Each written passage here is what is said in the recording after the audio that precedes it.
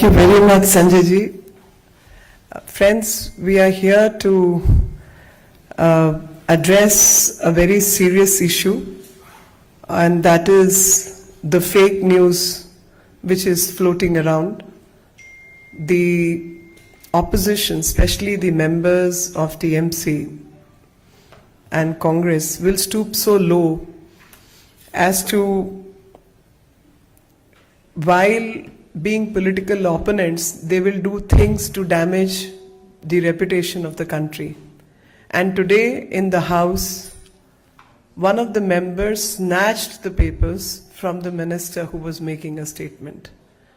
This sort of behavior is something which democracy has never seen, and we have seen earlier how they conducted themselves when Prime Minister was addressing and introducing the new ministers in the parliament. Why this new law has been brought into politics is something we all must understand. And the fact is that this story which is floating around about Pegasus is a fake story. The fact is also that Amnesty has denied that list which is circulating is not an actual list, and it's only indicative of something. So basically there are two services which are available in public domain, that is HLR services and VLR services, that is means home location registry or visitors location registry. Now pick up a yellow page. You will all remember that there used to be a directory system. BSNL used to have its own directory. There are so many other directories, yellow pages also. And from yellow pages to yellow journalism is what we have seen in this entire story. Some list is crafted, created, circulated, and the story goes around a fake list. 10 countries have been named, that 10 countries this spyware is used. Now I do not know which spyware is used, but if those spyware is used by 10 countries, have the other countries' opposition behaved and reacted the way our opposition has?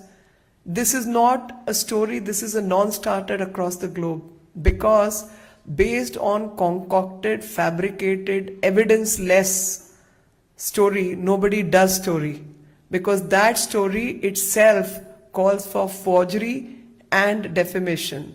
Leaked data is an offense, and that leads to further complications for people who base their stories on leaked data. It only happens in India. I am really shocked and surprised the way mythical character like Darth Vader or Voldemort are created in Harry Potter. Similar conduct is being indulged in by the opposition in the parliament. Whenever something right and good is supposed to happen to the country through welfare schemes, new laws, this kind of conduct is indulged in. And yes, you must understand the chronology. The chronology is, there is something like Data Protection Act, a joint parliamentary committee, which I was chairing and was assigned, a task assigned to me by the Honorable Speaker. All the members of opposition worked on it in a most transparent manner. The report was ready, but the whole country was moving from one crisis to the other, especially in view of Corona, then elections, then parliamentary session, then reshuffle. All those things led to that report is not brought before the parliament for adoption. But that report is submitted to the speaker. And data protection is going to become the law of the land. And this is directly connected with that. This is to undermine the Indian institutions, that these kind of stories are floated. This is to desensitize public on the credibility of the structures when rights of Indians and democratic structure is involved, and to malign the image of country that these acts are depended upon by the opposition. And that's why I say that these people are people who will do anything to fake the story, fake the narrative. NSO, the company which builds the spyware, has denied that this is not a list of their customer and has no corroborative evidence of any connection between the list which is in circulation or their customers. Amnesty International has denied about this list, and yet opposition has continued to disrupt the House on a fake list. And if you recall, on WhatsApp also, they had brought this story earlier about a spyware. The matter went to Supreme Court and matter was decided against that fake narrative. Repeatedly, these kinds of narratives are built only to damage the reputation of India, so that the new ecosystem which government is trying to create to secure the data of Indians, to secure and build an ecosystem which is protective of Indian data and Indian the rights of Indian people. To damage all that, these kind of things are created, in addition to the fact that Parliament is in session, several new laws are likely to be brought in. Any decent debate on corona crisis management will show the previous governments in very poor light and existing opposition state governments in very poor light. To avert all the arguments in favor of the government, this particular story, the fake story, is being depended upon. We also know that this was leaked by Forbidden Stories. I don't have a problem with forbidden stories, but I do have a problem when Forbidden Stories does not mention the word fictional stories. The fiction is apparent by the 3 acts which they have engaged in, and there are all kinds of things which happen when it comes to spying and data protection. So far as India is concerned, we are dealing with Maoists, we are dealing with terrorists, we are dealing with people who are financial offenders, we are dealing with all kinds of criminals. And there is an established mechanism in which these acts or these protocols will be engaged in. There is Section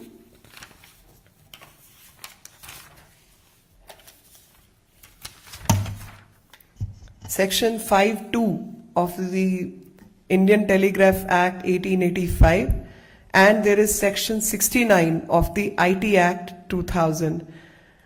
When there are issues concerning national security, public safety and public order, this protocol is followed, and this protocol is based on checks and balances. And based on these checks and balances, certain authorizations are granted for any kind of tapping or monitoring. So interception, monitoring and decryption is based on Information Technology Act and its rules. It's based on earlier format of Telegraph Act. 3 things. One is the published story is based on a list of the numbers which are available in any directory. It's a home location register. The second part is the amnesty has denied this list.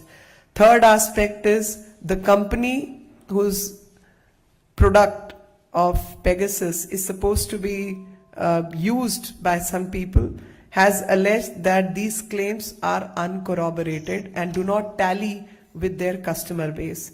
And the time-tested processes in our country are absolutely stable and clear as to whenever this act of encryption, interception or decryption or monitoring is conducted, it is conducted under the rules and regulations of the land. So opposition can go on creating mythical conduct and go on working like a mythical figure themselves, and I have nothing more to say except may God bless them with some wisdom.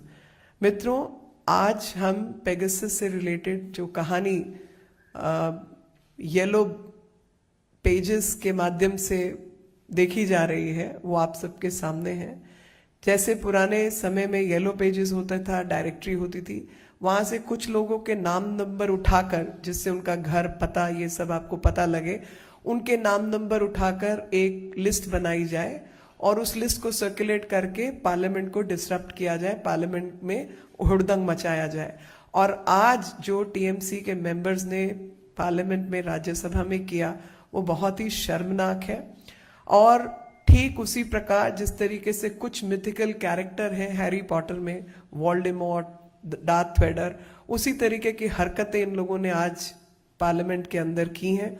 Congress और TMC लगातार इस तरीके के झूठे narrative बनाने में कामयाब हो रही है, क्योंकि कुछ येलो पेज से येलो जर्नलिज्म करने वाले लोग उनका साथ दे रहे हैं। आपको समझना होगा कि एमनेस्टी ने इस लिस्ट को इनकार किया है कि इस लिस्ट से उनका कुछ लेना देना नहीं है और ये लिस्ट कोई असली लिस्ट नहीं है, और उन्होंने बिल्कुल इससे अपना पल्ला झाड़ लिया है। बार बार शब्द इस्तेमाल अलेज्ड है, यानी ऐसा हो सकता है, ऐसा हो सकता है, अपना पीछा छुड़ाने के लिए, क्योंकि ये फोर्जरी और डेफेमेशन का केस सीधे तौर पे बनता है। दूसरी बात, एनएसओ जो कंपनी है इजरायली, जिसका ये प्रोडक्ट है पेगासस, उसका साफ शब्दों में एक डिनायल आया है कि ये हमारे कस्टमर से बिल्कुल कनेक्टेड लिस्ट नहीं है और इसका कुछ लेना देना नहीं है। तीसरी बात है कि भारत के अंदर अगर कहीं भी टैपिंग होती है या जब निगरानी की जाती है, तो वो अपराधियों के ऊपर, जैसे माओइस्ट हैं, टेररिस्ट हैं, जो कि पब्लिक सेफ्टी, पब्लिक ऑर्डर और नेशनल सिक्योरिटी की हरकतें जहां होती हैं, उसकी एक बिल्कुल ऑथोराइज प्रोटोकॉल है। उसमें बल्कि बहुत सीनियर लोगों के उसमें हस्ताक्षर होते हैं, कैबिनेट सेक्रेटरी से लेके तमाम लोग उसमें जुड़े हुए होते हैं, और उसी के आधार पर इस तरीके का काम कुछ सर्कमस्टांसेस के अंदर कुछ समय पर किया जा सकता है। भारत को लगातार बदनाम करने की ये कोशिश है, और इस प्रयास के कुछ कारण आप सबके सामने होने चाहिए। सबसे पहले तो मैं आपको बताना चाहती हूँ कि बहुत गलत तरीके से भारत में स्थित जो भारतीयों का डाटा है, उसका गैर जिम्मेदार और गैर कानूनी इस्तेमाल हो रहा है। और इसी कारण से भारत सरकार ने एक जेपीसी का गठन किया था, जिसको डाटा प्रोटेक्शन की जेपीसी कहा जाता है, PDP, personal data protection act को लेकर, और उसकी रिपोर्ट तैयार हो चुकी थी। उस रिपोर्ट पे हस्ताक्षर भी हो चुके थे, लेकिन वो रिपोर्ट पब्लिक में आ नहीं पाई, क्योंकि लगातार कोरोना महामारी का जंजाल सबके जीवन में रहा, और साथ ही देश में इलेक्शन होते रहे, फिर कैबिनेट रीशफल हुआ, और उन सब के चलते उसकी जो एडॉप्शन है वो डिले हुई। लेकिन वो रिपोर्ट तैयार है, और अभी स्पीकर साहब ने किसी को अपॉइंट करना है उसको एडॉप्ट कराने के लिए भी। तो भारत सरकार बहुत सीरियस है अपने लोगों के डाटा को लेकर और डाटा प्रोटेक्शन को लेकर, लेकिन वो समय अनुसार काम किसी वजह से डिले रहा। दूसरा पक्ष है कि अभी संसद का सत्र चल रहा है, जिसमें लोगों के हित में लाने वाली बहुत सारी चीजें, कानून, नियम भारत सरकार लाना चाहती थी, और उसको किसी तरीके से उसमें व्यवधान डाला जाए। इसी के चलते इस तरीके की हरकत पार्लियामेंट को नहीं चलने देने का काम किया जा रहा है। तीसरी चीज है कि पार्लियामेंट के चलते, चाहे कोविड की सिचुएशन थी, चाहे अन्य विषय थे, जिसपे लगातार एक भयंकर नैरेटिव बनाने का प्रयास किया गया, जहां पर राज्य सरकारों की अपनी जिम्मेवारी और मुंह मोड़ने वाली हरकतें सब जनता के सामने ना आए और उन विषयों पे बहस ना हो पाए। इस कारण से भी एक गुमराह करने का, जनता को गुमराह करने का ये प्रयास है।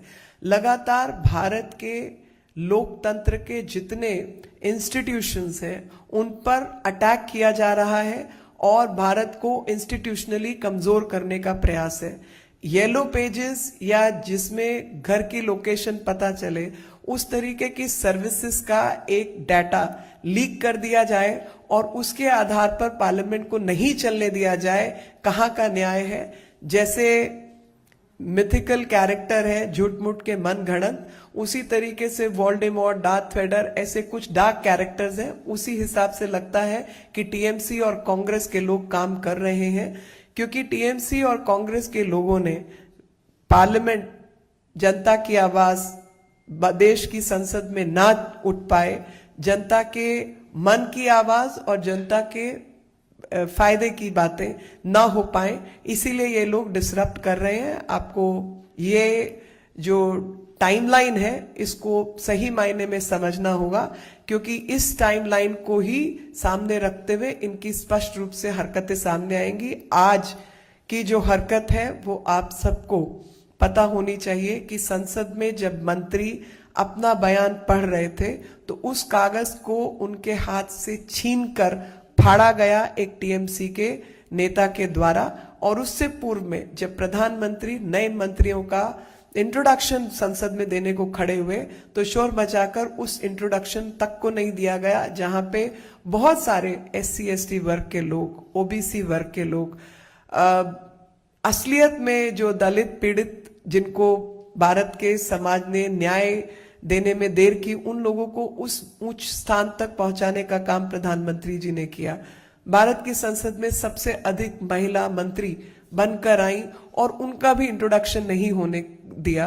तो ये सब जो नैरेटिव है, भारत के पक्ष में नैरेटिव ना बन पाए बल्कि भारत के खिलाफ नैरेटिव खड़ा हो, इस झूठ मूठ की राजनीति को विपक्ष के लोग बढ़ावा दे रहे हैं और भारत के मान सम्मान को गिराने का काम कर रहे हैं। साथ ही भारत के अंदर जो भारत के लोगों के संबंधित डाटा है और उससे रिलेटेड कानून जो है वो ना बन पाए, क्रेडिबिलिटी सरकार की गिरे लोगों की नजर में, उसी को लेकर ये षड्यंत्र किया जा रहा है। इस षड्यंत्र से सिर्फ बचने की जरूरत नहीं है बल्कि आगाह होकर काम करने की जरूरत है। बहुत बहुत धन्यवाद। इससे जुड़े कोई प्रश्न हो तो आप साधारण मैम, एक छोटा सा क्लैरिफिकेशन है, मतलब आप लोग ये कह रही हैं कि ये कार्मिक लिस्ट है, ये एमनेस्टी इंटरनेशनल के अपने बयान से पीछे हटने से की वजह से, या फिर आप लोगों के पास कुछ एविडेंस बेस्ड? हमारे देखिए, एविडेंस हमारे पास कैसे होगा? आप एक लिस्ट बना के ले आइए तो एविडेंस आपने देना है, मैंने नहीं देना। ओनस उस व्यक्ति के ऊपर है जिसने ये लिस्ट बनाई।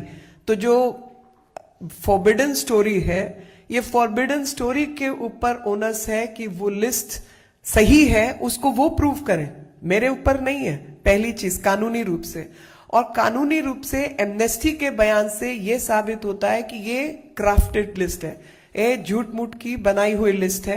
तो झूठ मूठ की लिस्ट जिन लोगों ने बनाई है उसके आधार पर, जब आपका जो फाउंडेशन है, आधार है, वो एमनेस्टी का बयान है, आपका आधार फॉरबिडन स्टोरी है, वही अपनी लिस्ट प्रूव नहीं कर पा रहे, तो ये फैब्रिकेशन और ये कॉन्कॉक्शन के लिए आप जिम्मेवार है। फोर्जरी का केस तो आप पे बनता है, और पेगासस की जो बनाने वाली कंपनी है वो NSO आपके ऊपर डेफेमेशन का केस भी कर सकती है।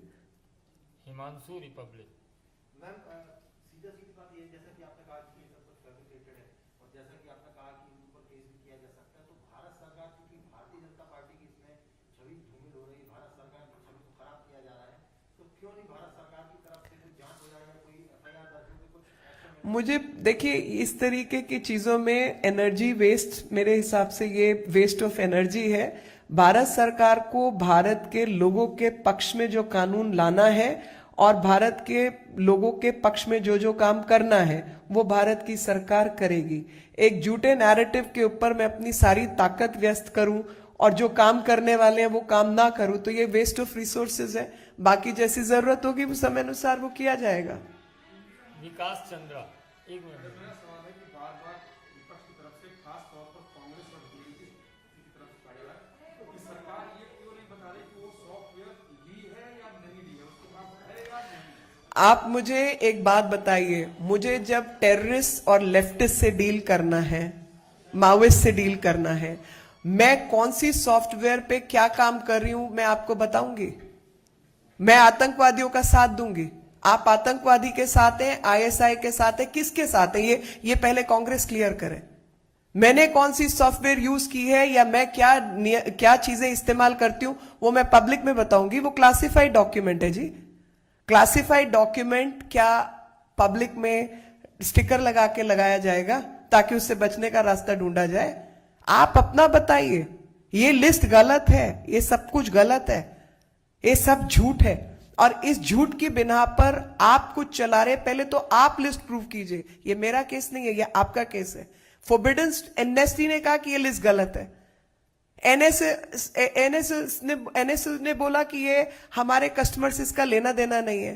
तो आप मनगढ़ंत येलो पेजेस से कोई भी लिस्ट उठा के चलाएं और आप उसका ओनस मेरे पे डालें, ये कौन सा न्याय है जी? और मैं टेररिस्ट को पकड़ने के लिए क्या इस्तेमाल करती हूं मैं आपको बताने वाली हूं क्या? क्लासिफाइड डॉक्यूमेंट है। जब आप सरकार में थे आपको पता होगा आपने क्या क्या खरीदा। यतीन्द्र शर्मा सर, मैं जी आज ये यतीन जी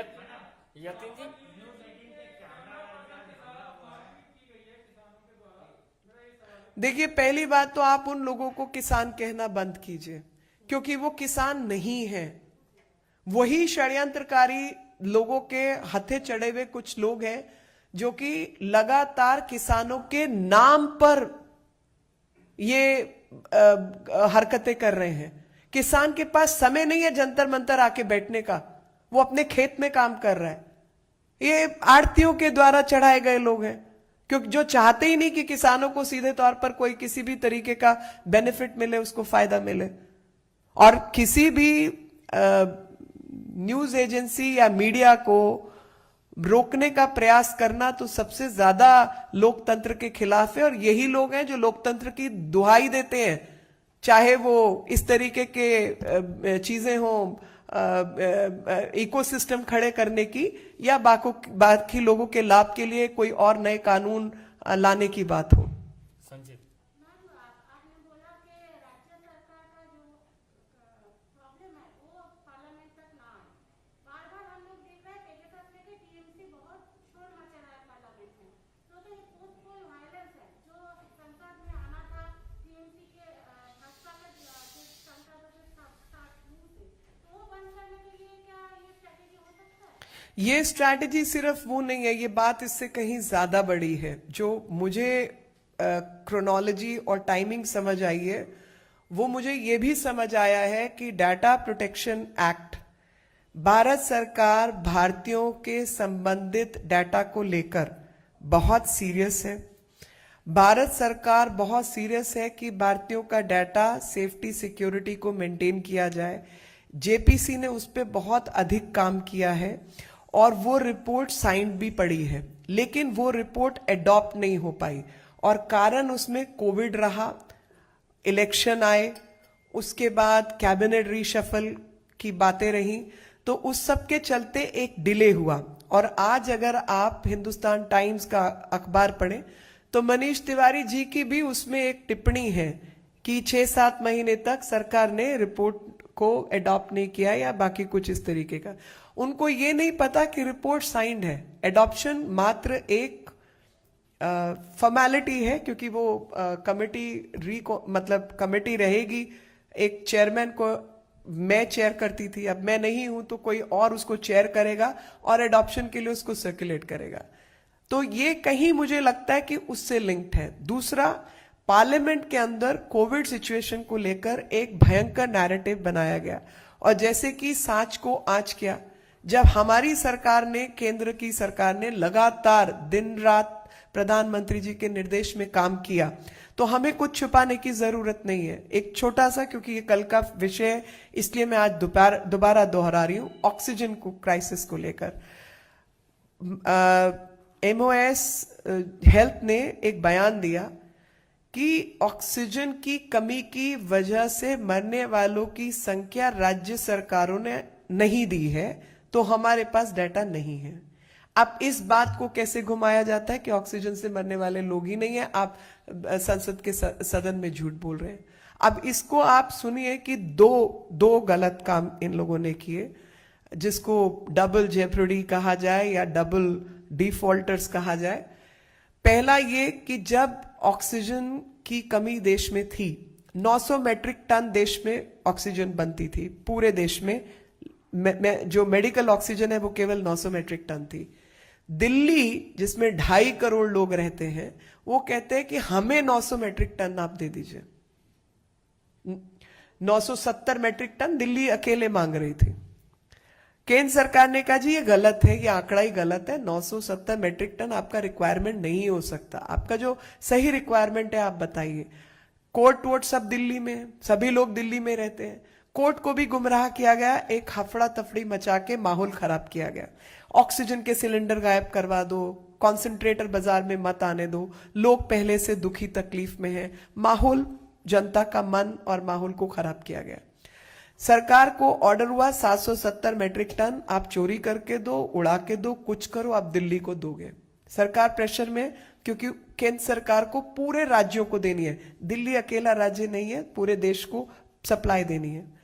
उन्होंने 770 मैट्रिक टन का अरेंजमेंट और डाइवर्जन किया और साथ ही केस को सुप्रीम कोर्ट में लगा दिया।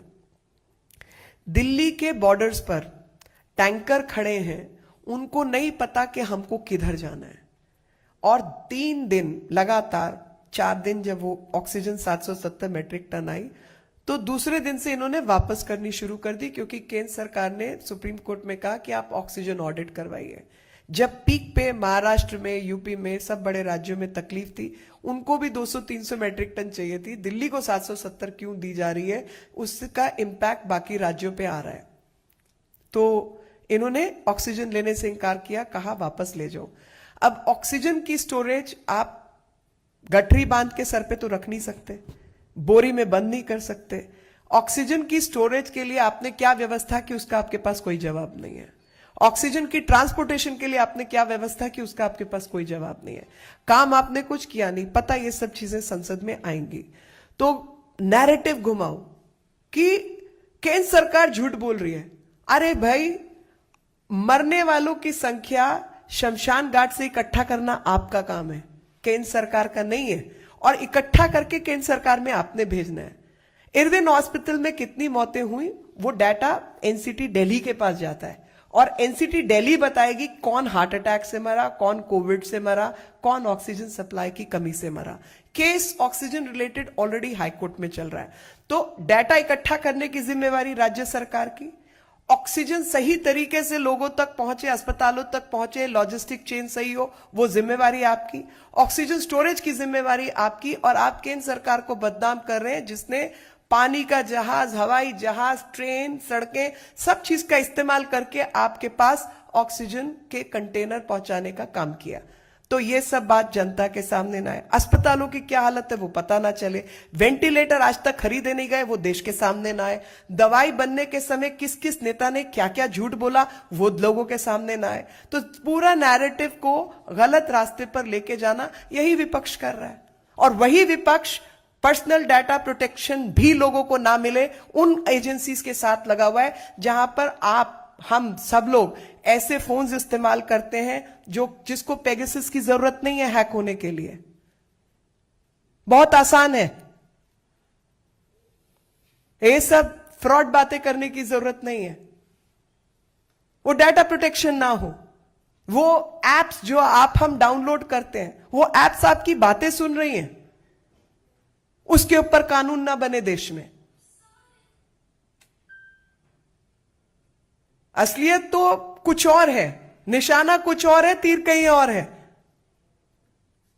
ये सारी कहानी वहां से, और ये वही लोग हैं जो आधा पौना डाटा प्रोटेक्शन एक्ट लेके घूम रहे थे। लेकिन आपको डाटा प्रोटेक्शन कमिटी ने कितनी सबसे अधिक मीटिंग्स की हैं इस दौरान, सबसे अधिक घंटे बैठ के उस पर काम हुआ है, और बहुत सारे विपक्ष के लोग, मैं नाम नहीं ले सकती, सबने मिलकर ट्रांसपेरेंट तरीके से, पारदर्शी तरीके से इस कमेटी के ऊपर काम किया है, और एक एक शब्द स्क्रीन पे लिखा गया और सबको कहा गया पढ़िए, क्या ये शब्द ठीक है, क्या ये एक्ट ठीक है, क्या ये लाइन ठीक है, कुछ भी बदलना है आप बदलिए और बहस कीजिए खुल के। इस तरीके से उसके ऊपर काम हुआ है, उसको ही डिरेल करने का काम है जी। अंतिम प्रश्न अनूप गुप्ता, 1 सेकंड। अनूप गुप्ता, 1 मिनट। 26 जनवरी को आपने देखा कि किस तरह से किसान दिल्ली में घुसे और आंदोलन किया। फिर किसान आप उन लोगों को बोल रहे हैं, मवाली है वो। जिस तरीके से आज कल दिल्ली में राव किया गया और न्यूज़ 18 कैमरामैन पर जिस तरह से हमला किया, आपको लगता है कि ये किसी भी तरीके से ठीक है, इसका संज्ञान लेना चाहिए? इसका संज्ञान भी लेना चाहिए। ये क्रिमिनल एक्ट्स हैं, ये आपराधिक गतिविधियां हैं, और जो कुछ 26 जनवरी को हुआ वो भी शर्मनाक था, आपराधिक गतिविधियां थी, और उसमें विपक्ष द्वारा ऐसी चीजों को बढ़ावा दिया गया। एक मिनट। अब उसको छोड़ दीजिए, देखिए वो आज का विषय नहीं है, आज के विषय से संबंधित बात कीजिए। एक मिनट, पूछिए आप। मुझे नहीं मालूम जी, जब सरकार में होते हैं, सरकार की क्लासिफाइड डॉक्यूमेंट्स क्लासिफाइड होते हैं, और क्लासिफाइड चीजों को हम लोग डिक्लेयर नहीं कर सकते। मुझे नहीं मालूम, जो मेरी पे स्केल से ऊपर की चीजें मैं उसके बारे में बता भी नहीं सकती।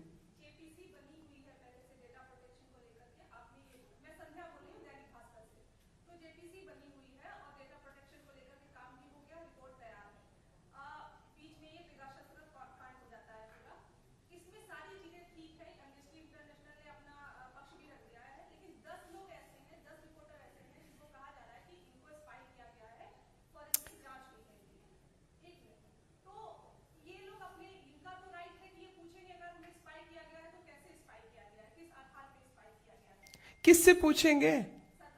कैसे सरकार से पूछेंगे?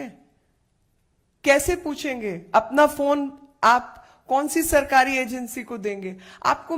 मैम आपको पता ही नहीं है कि दुनिया में क्या चल रहा है, और दुनिया में आपके डाटा के साथ क्या कुछ खेल कौन कौन लोग कर रहे हैं। ये पेगासस वगैरह, ये सब मैं कहूंगी बचकानी हरकतें हैं। आप जो फोन खरीदते हैं, आप जो उसके अंदर माइक्रोचिप डला होता है, वही सब चीजों से भी स्पाइंग होती है, और कौन लोग कर रहे हैं उसके बारे में आप बात ही नहीं कर रहे, और वही ना बात हो इसके लिए ये सब कांड हो रहा है।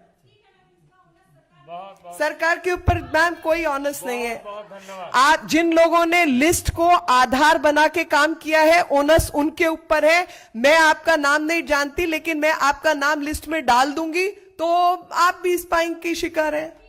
बहुत जी, बहुत थैंक यू, धन्यवाद। Thank you.